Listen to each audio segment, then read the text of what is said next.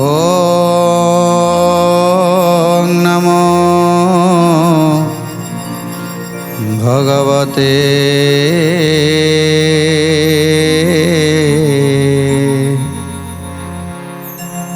वासुदेवाय।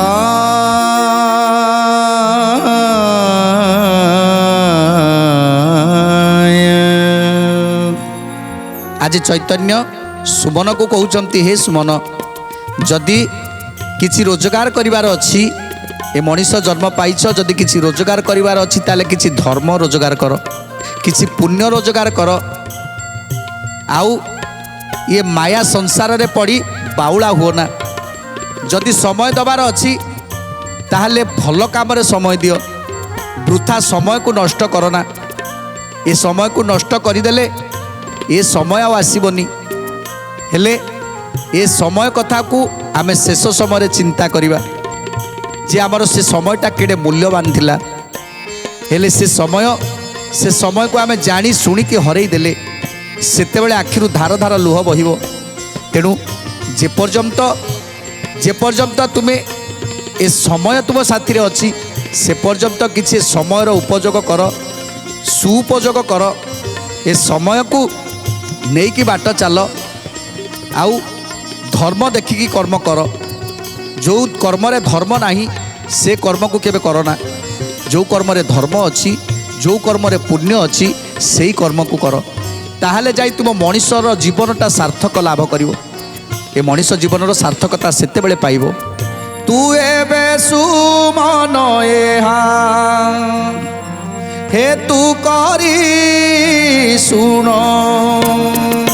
हृद पद्म मध्यरे जे चिंतनारायण। जय जय जगन्नाथ जगतर नाथ, जय जय जगन्नाथ अनाथर नाथ।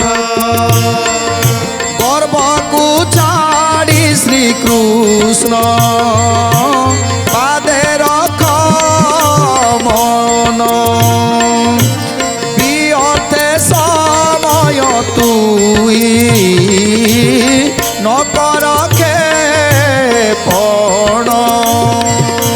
जय जय जगन्नाथ जगतर नाथ, जय जय जगन्नाथ अनाथर नाथ।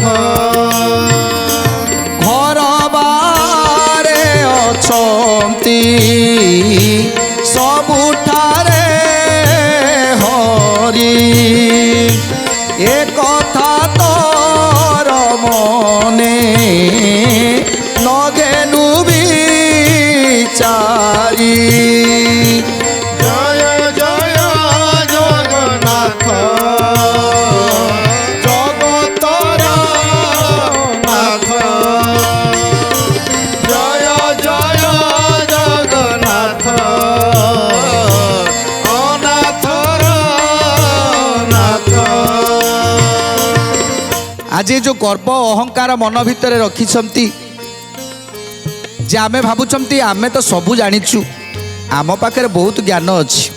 जो माने एभली अहंकार करती जे आमे सबू जानिछु, आम पाखे सबू ज्ञान अच्छी, आमे सबू गुण सर्वगुण संपन्ना, आमको कौनसी कथा माने अज्ञता नहीं, आमे सबू जानिछु। जो माने एई भली भाबरे अहंकार करती गर्व करती प्रकृत रे से माने जानि नाहंती जे डंबरू कहे तामड़ा तामड़ा, डंबरू कहे तो ठारू बड़ आहुरी अछंती, तो ठारू बड़ आहुरी अछंती, तो ठारू बड़ आहुरी अछंती।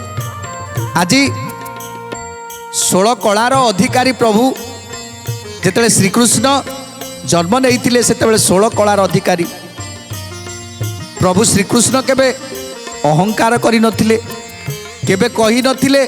तांको पाखरे 3 दिन मध्यरे विद्या शिक्षा कले। 3 दिन भितरे ଯଜୁ ଋକୁ ଶ୍ୟାମ ଅଥର୍ବ ଏ ଚାରି ବେଦକୁ ଶିକ୍ଷା କଲେ। ତେଣୁ ଏ ସଂସାରରେ ଯେତେ ଶିକ୍ଷା ଅଛି ସବୁ ଯାଙ୍କୁ ଗୋଟେ 3 ଦିନ ମଧ୍ୟରେ ଶିକ୍ଷା ଲାଭ କଲେ ଆଉ ସବୁଥିରେ ସେ ପାରଙ୍ଗମ ହେଲେ।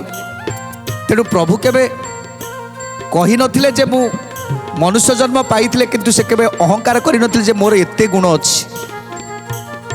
ସେମିତି ଏମିତି ଅନେକ ଲୋକ ମଧ୍ୟ ଅଛନ୍ତି ଯେଉଁମାନେ ସାଧୁ ସନ୍ଥ ଜ୍ଞାନୀ ଗୁଣୀ ଲୋକମାନେ ଅଛନ୍ତି, ସେମାନଙ୍କୁ ଜାଣି ହୁଏ ନା ଯେ ସେମାନଙ୍କର ଗୁଣର କଳନା କରି ହୁଏ ନା।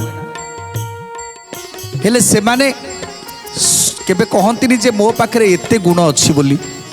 ସେ ଗୁଣଟା ସେତେବେଳେ ଦେଖାଯାଏ, କର୍ମ ଉପରେ ଦେଖାଯାଏ ଯେ ପ୍ରକୃତରେ ୟାର ଗୁଣ କେତେ ଅଛି।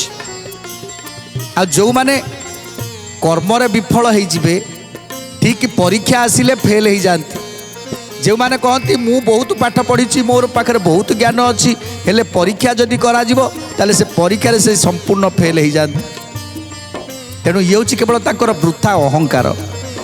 ତେଣୁ ଆମ ପାଖରେ ବହୁତ ଗୁଣ ଥାଇପାରେ, ଆମ ପାଖରେ ଭଲ ସବୁକିଛି ଭଲ ଥାଇପାରେ, ହେଲେ ଆମେ ଅନ୍ୟ ଜଣକୁ କେବେ ତିରସ୍କାର କରିବା ଯେ ମୋ ପାଖରେ ଏତେ ଜ୍ଞାନ ଅଛି, ମୋ ପାଖରେ ଏତେ ବୁଦ୍ଧି ଅଛି, ମୋ ପାଖରେ ଧନ ଏତେ ଅଛି, ଆଉ ତୁ ହେଉଛୁ ଗୋଟେ ଗରିବ, ତୋ ପାଖରେ କିଛି ନାହିଁ, ତୁ ଗୋଟେ ମୂର୍ଖ, ଏମିତି ତିରସ୍କାର ଇଏ ସବୁ ଗୁଣକୁ ତାର ଖରାପ କରିଦିଏ।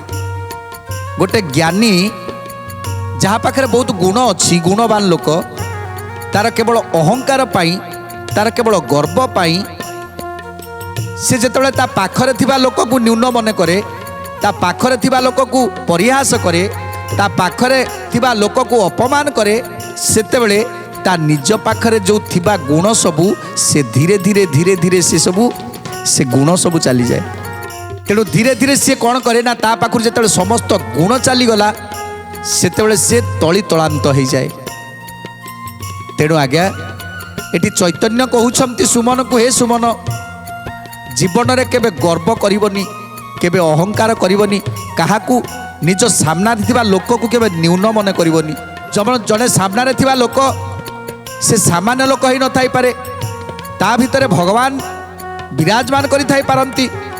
ତେଣୁ ଯଦି ଆମେ ତାକୁ ତୁଚ୍ଛ କରିବା, ତାକୁ ନ୍ୟୁନ କରିବା, ତାହେଲେ ଆମେ ତାକୁ କଲେନି, କେବଳ ତା ଭିତରେ ଥିବା ତା ଗୁଣ, ତା ଭିତରେ ଥିବା ତା ଭଗବାନ, ତାକୁ ହିଁ ଆମେ ନିନ୍ଦା କଲେ, ତାକୁ ହିଁ କେବଳ ଅପମାନ କଲେ। ଆଉ ସେ ଅପମାନ କେବଳ ପାପ ରୂପ ହେଇକି ଆମ ଶରୀରକୁ ଗ୍ରାସ କରିବ, ବ୍ୟାଧି ରୂପରେ ଆମ ଶରୀରକୁ ଆସିବ। ଆଉ ଆମେ ଯେଉଁ ବ୍ୟାଧିରେ ପୀଡ଼ିତ ହେବା, ସେ ବ୍ୟାଧିକି ଭଲ କଲା ଭଳିଆ ଔଷଧ ମଧ୍ୟ ନଥିବ। ତେଣୁ ସାମ୍ନାରେ ଯିଏ ଅଛନ୍ତି ସେ ସାମାନ୍ୟ ନୁହନ୍ତି, ଏ କଥାକୁ ମନେ ରଖିବାକୁ ପଡ଼ିବ। ଆଜି ଆମ ସାମ୍ନାରେ ଯିଏ ଅଛନ୍ତି, ଆମେ ଯାହା ସହିତ କଥା ହେଉଛନ୍ତି, ସେ ସାମାନ୍ୟ ଲୋକ ନୁହନ୍ତି। ଏ ଜ୍ଞାନଟାକୁ ସବୁବେଳେ ଆଣିବା ଦରକାର। ତେଣୁ ଯେଉଁ ଲୋକ ନିଜକୁ ନ୍ୟୁନ ମନେ କରେ, ସିଏ ଦିନେ ମହାନ ହେଇଯାଏ। ତାର ଯେଉଁ ଗୁଣ, ଯେତିକି ଗୁଣ ତାର ଥାଏ, ସେ ଗୁଣ ତାର ଆହୁରି ପ୍ରଭାବିତ ହେଇଥାଏ, ଆହୁରି ପ୍ରକଟ ହେଇଥାଏ। ତେଣୁ ସେ ଗୁଣ ଆହୁରି ଅଧିକ ଉଜ୍ଜଳ ହେଇଥାଏ ଏବଂ ଅଧିକ ଗୁଣର ଅଧିକାର ହେଇଥାଏ ସିଏ। ଯେଉଁମାନେ ନ୍ୟୁନ ହେଇଥାନ୍ତି, ଯେଉଁମାନେ ଆଗରେ ଥିବା ଲୋକକୁ ସମ୍ମାନ ଦିଅନ୍ତି।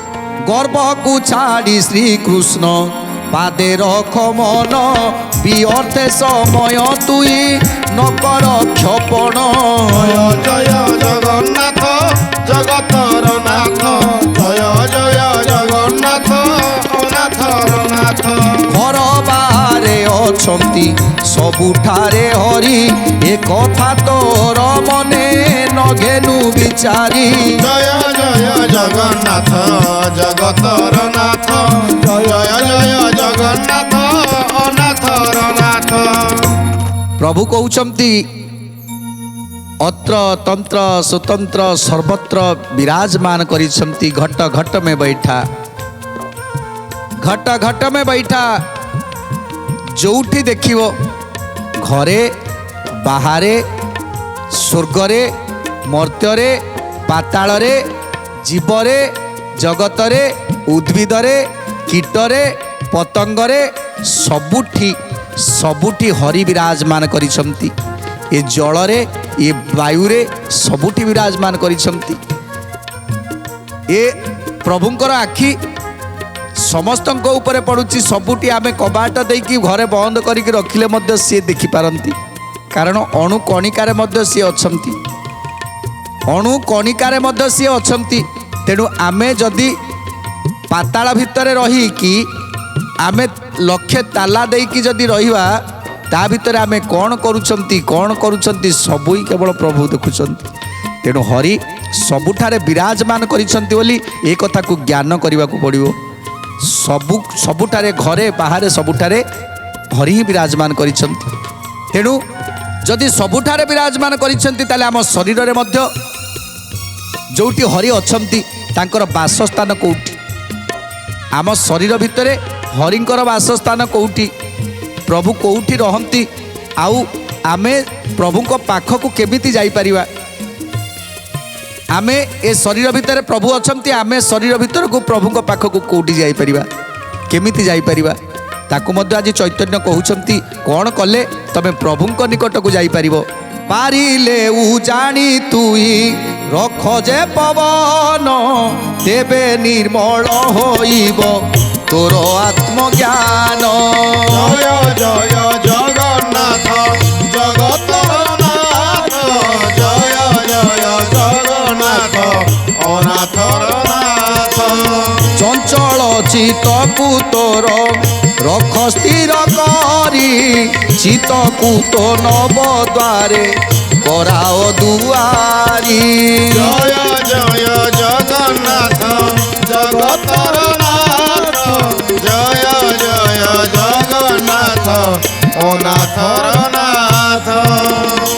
ତେଣୁ ଏ ଶରୀର ଭିତରେ ପ୍ରଭୁ କେଉଁଠି ଅଛନ୍ତି, ପ୍ରଭୁଙ୍କୁ କେମିତି ଆମେ ପାଇବା? ଆଜି ଚୈତନ୍ୟ ସୁମନକୁ କହୁଛନ୍ତି, ପ୍ରଥମେ ଚିତ୍ତକୁ ଆଗେ ସ୍ଥିର କର, ପ୍ରଥମେ ମନକୁ ଆଗେ ସ୍ଥିର କର। କାହିଁକିନା ମଣିଷ ସବୁବେଳେ ଭାବେ ଯେ ଏତେ ଠାକୁରକୁ ଲୋକ ଡାକୁଛନ୍ତି, କେତେ କେତେ ଡାକିଲେଣି, ଏ ଋଷିମୁନି ମାନେ ତପସ୍ୟା କରି କରି କରି କରି ସେମାନେ କେତେ କ'ଣ ଡାକୁଛନ୍ତି, ହେଲେ ପ୍ରଭୁ ତାଙ୍କୁ ଦର୍ଶନ ଦେଉନାହାନ୍ତି। ଆମେ କ'ଣ କି ଆମେ ଏମିତି କ'ଣ ଡାକିବା, କେମିତି ଡାକିବା ପ୍ରଭୁ ଡାକ ଶୁଣିବେ? ମୁଁ କହୁଥିଲି ଯେ ଯେତେବେଳେ ନାରଦ ପଚାରିଲେ ପ୍ରଭୁଙ୍କୁ, କହିଲେ ହେ ପ୍ରଭୁ ଜଗନ୍ନାଥ, ମୁଁ ଦେଖୁଛି ଯେ ଲକ୍ଷ ଲକ୍ଷ ଲୋକମାନେ ଆସୁଛନ୍ତି ଜଗନ୍ନାଥଙ୍କ ଦର୍ଶନ କରିବା ପାଇଁ, ସମସ୍ତେ ଡାକୁଛନ୍ତି, ଆଉ ସମସ୍ତେ ସମସ୍ତଙ୍କର ଦୁଃଖକୁ ନେଇକି ଆସିଛନ୍ତି, ହେଲେ ଆପଣ ସେମାନଙ୍କ ଦୁଃଖ କାହିଁକି ଶୁଣୁନାହାନ୍ତି?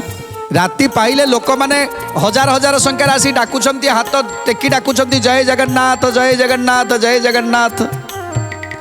ସମସ୍ତେ କିଛି ନା କିଛି ଦୁଃଖ ନେଇକି ଆସିଛନ୍ତି, ହେଲେ ପ୍ରଭୁ ଆପଣ ସେମାନଙ୍କର ଦୁଃଖ ଶୁଣୁନାହାନ୍ତି କାହିଁକି? ତେଣୁ ପ୍ରଭୁ ସେତେବେଳେ ସୁନ୍ଦର ଉତ୍ତରଟିଏ ଦେଇଥିଲେ। ତେଣୁ ନାରଦ ପଚାରିଲେ, କହିଲେ ପ୍ରଭୁ ସମସ୍ତେ ରାତି ପାଇଲେ ଲକ୍ଷ ଲକ୍ଷ ଲୋକ ଆସି ପହଞ୍ଚୁଛନ୍ତି ଜଗନ୍ନାଥ, ହେ ଜଗନ୍ନାଥ ଡାକ ଦେଉଛନ୍ତି, ଆପଣ ସେମାନଙ୍କ ଡାକ ଶୁଣୁନାହାନ୍ତି କାହିଁକି? ପ୍ରଭୁ କାହିଁକି ଆପଣ ଶୁଣୁନାହାନ୍ତି? ସେମାନେ କେତେ ଦୁଃଖରେ ଅଛନ୍ତି, କେତେ କଷ୍ଟରେ ଅଛନ୍ତି, କୁଆଡ଼ୁ କୁଆଡ଼ୁ ଆସିଛନ୍ତି, ସେମାନେ କେବଳ ଆପଣଙ୍କୁ ଡାକୁଛନ୍ତି।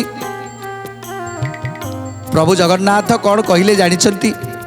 ପ୍ରଭୁ କହିଲେ, ନାରଦ, ସମସ୍ତେ ଆସୁଛନ୍ତି ସତ, ସମସ୍ତେ ଡାକୁଥିବେ, ହେଲେ ମୋତେ କାହିଁକି ଶୁଭୁନି?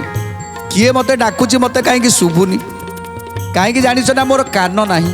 ତେଣୁ ମୋର ଯଦି କାନ ନାହିଁ ତାହେଲେ ମୋତେ ଶୁଭିବ କେମିତି? କାନରେ ମୋତେ ଶୁଭୁନି। କହିଲେ ତାହେଲେ ପ୍ରଭୁ ଦୁଃଖୀଙ୍କର ଦୁଃଖ ପାଇଁ ଆପଣ ଭକ୍ତ ପାଇଁ ବିରାଜମାନ କରିଛନ୍ତି ନୀଳଗିରିର ନୀଳକନ୍ଦରରେ। ଯଦି ଭକ୍ତମାନଙ୍କ ପାଇଁ ବିରାଜମାନ କରିଛନ୍ତି ତାହେଲେ କାନ ରଖିଲେନି କାହିଁକି? ତାହେଲେ ଏବେ ଶୁଣିବେ କେମିତି? କହିଲେ ହଁ ଶୁଣିବି, ଶୁଣୁଛି ମଧ୍ୟ। ଜଣେ ଜଣେ ଭକ୍ତ ଡାକୁଛନ୍ତି ମୋତେ, ମୁଁ ଶୁଣୁଛି। କହିଲେ କେମିତି ଶୁଣୁଛନ୍ତି? ପ୍ରଭୁ କହିଲେ, ମୁଁ ହୃଦୟରେ ଶୁଣେ, ମୋର କାନ ନାହିଁ, ମୁଁ ହୃଦୟରେ ଶୁଣେ। ଯାହାର ଡାକ ମୋ ହୃଦୟ ପର୍ଯ୍ୟନ୍ତ ପହଞ୍ଚି ପାରିଲା, ମୁଁ ତାରି କଥାଟାକୁ ଶୁଣେ। କହିଲେ ପ୍ରଭୁ ଆପଣଙ୍କର ହୃଦୟ ପର୍ଯ୍ୟନ୍ତ କଥା ଯିବ କେମିତି? କେମିତି ଡାକିଲେ ଆପଣଙ୍କ ହୃଦୟ ପାଖରେ ଯାଇ ପହଞ୍ଚିଯିବ? ନା ସେତେବେଳେ ପ୍ରଭୁ କହୁଛନ୍ତି, ଯେଉଁ ଭକ୍ତ ମୋ ପାଖକୁ ଆସୁଛି, ଦର୍ଶନ ପାଇଁ ଆସୁଛି, ଏ ମନଟା ତାର ଚାରିଆଡ଼େ ଘୁରୁଛି। ମୋ ପାଖରେ ସିନା ଆସିଛି ମୋ ପାଖକୁ, ହେଲେ ମୋ ପାଖରେ ତାର ଯେତିକି ଧ୍ୟାନ ନାହିଁ, ତାର ଅଲଗା ଲୋକଙ୍କ ପାଖରେ ସେତିକି ଧ୍ୟାନ। କେତେବେଳେ ସେ ଲୋକକୁ ଚାହୁଁଛି, କେତେବେଳେ ସେଠିକି ଚାହୁଁଛି, କେତେବେଳେ ସେଠି ତାର ମନ ପଳେଇଲା, ଏଠି ତାର ମନ ପଳେଇଲା, ଘର ପାଖକୁ ମନେ ପଳେଇଲା, ଗାଡ଼ି ଛାଡ଼ି ଦେଇକି ଆସି ଗାଡ଼ି ପାଖରେ ମନ ରହିଲା, ସେ ବଡ଼ ଦାଣ୍ଡରେ ମନ ରହିଲା, ସେଠି ମନ ରହିଲା। ଇଏ ମନଟା ଚଳଚଞ୍ଚଳ ହେଇକି ବୁଲୁଛି, ତା ବେପାରରେ ମନ ରହିଲା, ଯେ ବେପାରଟା ଛାଡ଼ି ଦେଇକି ଆସିଛି, ଦୋକାନ ଛାଡ଼ି ଦେଇକି ଆସିଛି, ଚାବିଟାକୁ ଭଲ ଭାବରେ ଦେଇଛି କି ନାହିଁ, ଇଏ ମନଟା ସବୁବେଳେ ତାର ଘୁରୁଛି। ତାହେଲେ ତାର ମନଟା ମୋ ପାଖରେ ରହିଲା କେତେବେଳେ? ଯେତେବେଳେ ତାର ମନ ସମ୍ପୂର୍ଣ୍ଣ ଭାବରେ ଏକାଗ୍ରତା ହେବ, ଏକ ଚିତ୍ତ ଏକ ଲୟରେ, ସିଏ ଯେତେବେଳେ ମୋତେ ଡାକିବ, ମୋ ପାଖରେ ମୋତେ ଦୁଃଖ ଜଣେଇବ, ମୋ ପାଖରେ ସବୁକିଛି ସମର୍ପଣ କରିବ, ଏ ମନ ସେଠି ଏ ଆଖିଟା ଥିଲେ ମଧ୍ୟ ଏ ଆଖିଟା କେବଳ ସେ ଗୋଟିଏ ଜାଗାରେ ନିକ୍ଷେପ କରିଥିବ। ଆଉ ସେଠି ସମସ୍ତେ ଲୋକମାନେ ଥିଲେ ମଧ୍ୟ, ସେଠି ନାନା ପ୍ରକାର ସଜ୍ଜିତ ଜିନିଷ ଥିଲେ ମଧ୍ୟ ଏ ନଜରଟା କାହାକୁ ଦେଖୁନଥିବ, କେବଳ ଯେଉଁଠିକି ଚାହୁଁଥିବ ସେଠି ଜଗନ୍ନାଥଙ୍କ ସ୍ୱରୂପ ଦେଖାଯାଉଥିବ। ତେଣୁ ଏକ ଲୟ, ଏକ ମନ, ଏକ ଚିତ୍ତ, ମନ ମୁନ ଚୈତନ୍ୟ ସବୁ ଯେତେବେଳେ ଏକ ହେଇଯିବ, ଏକ ଲୟରେ ଯେତେବେଳେ ମୋ ପାଦରେ ସମର୍ପଣ ହେଇଯିବ, ସେତେବେଳେ ସେଇ ଭକ୍ତର କଥା ମୋ ହୃଦୟରେ ବାଜେ, ଆଉ ସେତେବେଳେ ତାରି ଡାକ ମୋତେ ଶୁଭେ। ଆଉ ସେଇ ଡାକ ଶୁଣିଲା ପରେ ମୁଁ ସମ୍ଭାଳି ପାରେ ନା, ମୋ ଭକ୍ତ ଡାକିବ ମୁଁ କେବେ ରହିପାରିବି? ତେଣୁ ମୋ ଭକ୍ତ ଡାକିଲେ ମୁଁ ଜମା ରହିପାରେ ନା। ସେତେବେଳେ ଯାଇ ମୁଁ ସେ ଭକ୍ତ ଡାକ ଶୁଣିଥାଏ, ତାର କଥାକୁ ବୁଝିଥାଏ, ତାର ଦୁଃଖକୁ ମୋଚନ କରିଥାଏ। ତେଣୁ ସେମିତି ଆଜି ଚୈତନ୍ୟ କହୁଛନ୍ତି ସୁମନକୁ, ଏ ଶରୀର ଭିତରେ ଅଛନ୍ତି ପ୍ରଭୁ, ଏ ଶରୀର ଭିତରେ ନାରାୟଣ ଅଛନ୍ତି। କାହିଁକି ନା ଏ ପିଣ୍ଡ ଆଉ ଏ ବ୍ରହ୍ମାଣ୍ଡ ଇଏ ହେଉଛି ଏକ ମତ। ଯାହା ବ୍ରହ୍ମାଣ୍ଡରେ ଦେଖୁଛ ତାହା ଏ ପିଣ୍ଡରେ ଅଛି। ତେଣୁ ପିଣ୍ଡରେ ଯାହା, ବ୍ରହ୍ମାଣ୍ଡରେ ଯାହା ଦେଖୁଛ ତାହା। ତେଣୁ ଯଦି ବ୍ରହ୍ମାଣ୍ଡ ଯଦି ପିଣ୍ଡ ହୁଏ, ତାହେଲେ ନିଶ୍ଚିତ ପିଣ୍ଡରେ କେଉଁଠି ଭଗବାନ ବିରାଜମାନ କରିଛନ୍ତି। ତେଣୁ ତାକୁ ଆଗେ ଖୋଜିବାକୁ ପଡ଼ିବ ଯେ ଭଗବାନ କେଉଁଠି ଅଛନ୍ତି। କେମିତି ଖୋଜିବା ନା, ଯେତେବେଳେ ଏକ ଚିତ୍ତ ଏକ ମନ, ମନଟାକୁ ସ୍ଥିର କରିବା ଦରକାର। 5 ମନ 25 ପ୍ରକୃତିକୁ ଏକାକାର କରିବା ଦରକାର। 5 ମନ 25 ପ୍ରକୃତିକୁ ଯେତେବେଳେ ଏକାକାର କରିଦେବ, ସେତେବେଳେ ଏ ମନକୁ ରଖିବ ନବଦ୍ୱାରରେ, ଦ୍ୱାରି କରି ଏ ମନକୁ ନବଦ୍ୱାରରେ ସ୍ଥିର କରିଦେବ। 5 ମନ 25 ପ୍ରକୃତିକୁ ଏକ କରିବ। ତାପରେ ବାଟ ଫିଟିଯିବ, ତାପରେ ବାଟ ଫିଟିଯିବ ଯିବାକୁ ପ୍ରଭୁଙ୍କର ନିକଟକୁ। ଏ ଷଡ଼ ପ୍ରକୃତି କ'ଣ ଚାହାନ୍ତି ନା, ଷଡ଼ ପ୍ରକୃତି ଚାହାନ୍ତି ଏ ଶରୀରରେ ସବୁବେଳେ ଦୁଷ୍ଟ ଚିନ୍ତା, ଦୁଷ୍ଟ ଭାବନା, ଦୁଷ୍ଟ କଥା, ଏସବୁରେ ସେ କେବଳ ମତ ଦେଇଥାନ୍ତି। କାମ, କ୍ରୋଧ, ଲୋଭ, ମୋହ, ମଦ, ମାତ୍ସର୍ଯ୍ୟ। ଯେ ସିଏ କହେ ଯେ କାମଟାକୁ, ଏ ଶରୀର ଭିତରେ କାମ ତାର ତା କାମ କରୁଛି। କ'ଣ କରୁଛି ନା, ଶରୀରକୁ ଏ କାମନା ଭାବ ଏମିତି ଭାବରେ ଆସୁଛି ଯେ ଶରୀର ବିଚଳିତ ହୋଇଯାଏ। କ୍ରୋଧ, ଅହଙ୍କାର, ଏସବୁ ତାଙ୍କ ବାଟରେ ସେମିତି ଥାନ୍ତି। ତେଣୁ ସେ କାମ, କ୍ରୋଧ, ଲୋଭ, ମୋହ, ମଦ, ମାତ୍ସର୍ଯ୍ୟ, ଏଇ ଯେଉଁ ପ୍ରକୃତି ଗଣକୁ ସ୍ଥିର କରିବା କେମିତି ନା, ତା ପାଇଁ ସାଧନ ଦରକାର। ତା ପାଇଁ କ'ଣ ସାଧନ ଦରକାର ନା, ଏକାଗ୍ର ଚିତ୍ତରେ ଏକ ଆସନରେ ବସି ନିର୍ମଳ ଚିତ୍ତ କରିବ, ଚିତ୍ତକୁ ଏକାଗ୍ରତା କରିବ। 5 ମନ 25 ପ୍ରକୃତିକୁ ସବୁକିଛି ସମାନ୍ତର କରିବ। ତାପରେ ନବଦ୍ୱାରରେ ଗୋଟେ ଦ୍ୱାରି ରଖିବ, ଏ ମନକୁ ଦ୍ୱାରି କରିବ। ଧୀରେ ଧୀରେ ବାଟ ଫିଟିଯିବ ପ୍ରଭୁଙ୍କ ନିକଟକୁ। ଆମ ଶରୀର ଭିତରେ ପ୍ରଭୁ କେଉଁଠି ଅଛନ୍ତି ସେଠି ବାଟ ଫିଟିଯିବ, ଆଉ ସେଇଠି ଆମେ ଦେଖିବା ବୈକୁଣ୍ଠ। ଆଉ ସେ ବୈକୁଣ୍ଠରେ ବିରାଜମାନ କରିଛନ୍ତି କିଏ ନା, ସ୍ୱୟଂ ଲକ୍ଷ୍ମୀ ନାରାୟଣ ଅନନ୍ତ ଶୟନରେ ବସିଛନ୍ତି, ବିରାଜମାନ କରିଛନ୍ତି କ୍ଷୀର ସମୁଦ୍ରବାସୀ। 5 ମନ 25 ପ୍ରକୃତି ଷଡ଼ ଐରିକି ଆମେ ଏକାକାର କରିଦେବା। ଏ ମନକୁ ଚିତ୍ତକୁ ଏକ କରିଦେବା। ଏକାଗ୍ର ଚିତ୍ତ କରି ଏକ ଆସନରେ ବସିବା ପରେ କ'ଣ ହେବ ନା, ଆମେ ଦେଖିପାରିବା ତ୍ରିବେଣୀର ଧାର। ତ୍ରିବେଣୀର ଧାର ବହୁଛି आउ से त्रिवेणी धार बहिबा जेमिति झरझर हो झरी पड़ुछि से अमृतर धार से त्रिवेणी धार निकट को जीवा कौन कहते चैतन्य त्रिवेणी शिखरु देख झरु अछि नीर से स्थान रे रहीन अछंती शंकर जय जय जगन्नाथ जगतर नाथ जय जय जगन्नाथ अनाथर नाथ निश्चल आसने जेबे चित्तकु रखिबु त्रिकूट भितरे देबे जाई तू देखिबु जय जय जगन्नाथ जगतर नाथ जय जय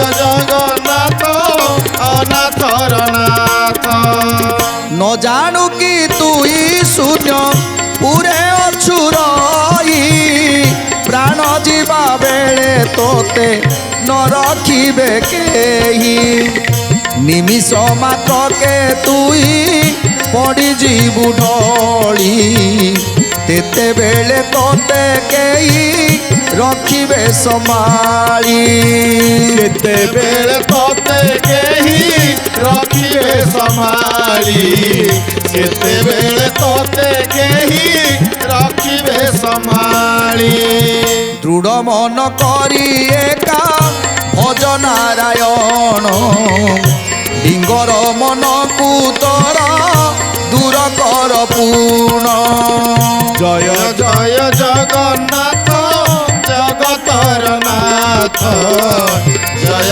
जय जगन्नाथ अनाथर नाथ तेणु त्रिवेणी जो धार बहुची से त्रिवेणी धार तीन धारा बहुची आउ से तारी निकटरे अछंती किए ना शंकर जोग ध्यान रे बसिछंती शंकर सी जगिकी रहिछंती से द्वार प्रभु को जगिकी बसिछंती आउ आमे कौन कले प्रभु को निकट को जाई परिबा सदा सर्वदा दृढ़ आसन रे बसी पद्मासन रे बसी ए चक्षुद्वय को एकाग्रता को आनी नासाग्र को आनी एक लय एक चित्तरे आमको ध्यानस्थ होबाकू पड़िबो आ ध्यानस्थ हेले ही आमे आमे जाई प्रभु को निकटवर्ती हो पारिबा खाली सेतिक नुहे अजपा भजन को भजन करने को पड़ो अणाक्षर भजन को भजन करने को पड़ो अणाक्षर भजन को सदासर्वदा भजन करुवा आउ कौन कहते चैतन्य सुंदर कथा जानिबा परवर्ती अध्याय आज तो समय इशारा देलानी आज बाणी विराम दबा टे प्रभुंकर नाम संकीर्तन करी आज कार्यक्रम को समाप्त करवा जगन्नाथ जगन्नाथ जगन्नाथ पाहि मां जगन्नाथ जगन्नाथ जगन्नाथ रक्ष मां जगन्नाथ जगन्नाथ जगन्नाथ पाहि मां जगन्नाथ